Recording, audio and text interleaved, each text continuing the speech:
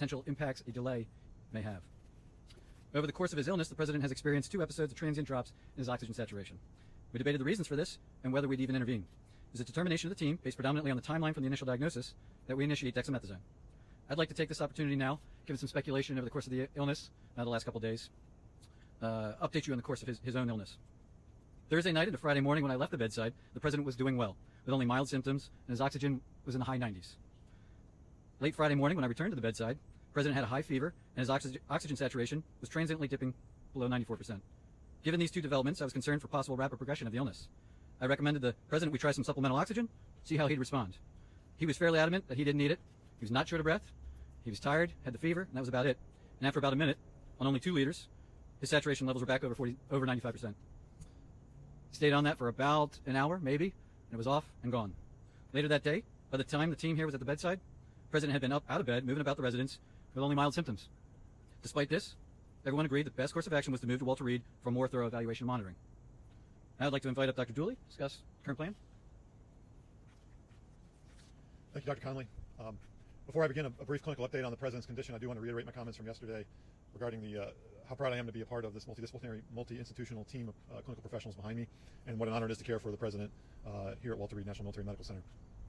Regarding his clinical status, the patient continues to improve. He has remained without fever since Friday morning. His vital signs are stable.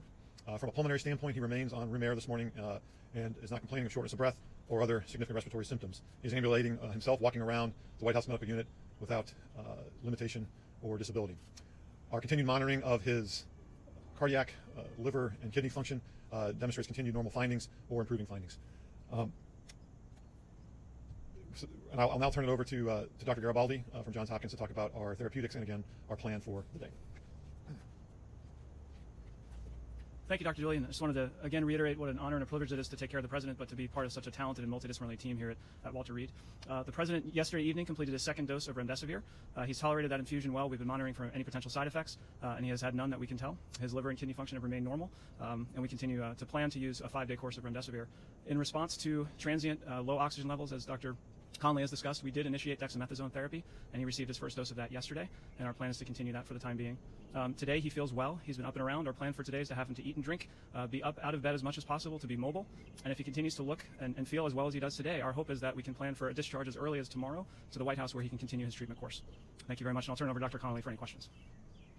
Dr. Conley? Just a moment, please. The President wanted me to share how proud he is of the group, what an honor it is for him to be receiving his care here at Walter Reed, surrounded by such incredible talent, academic leaders, department chairs, internationally renowned researchers and clinicians, including the support of Dr. Garibaldi from Johns Hopkins.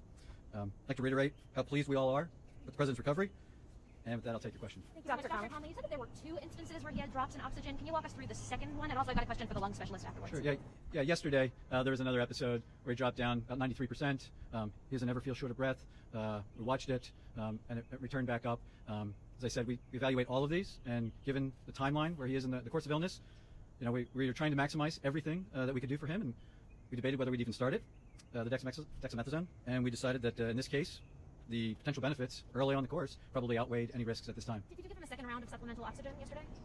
I'd have to check with the nursing staff. I don't think that if he did, it was very, very limited, but it was not on oxygen, and the only oxygen that I ordered that we provided was that Friday morning initially. And about what time was that?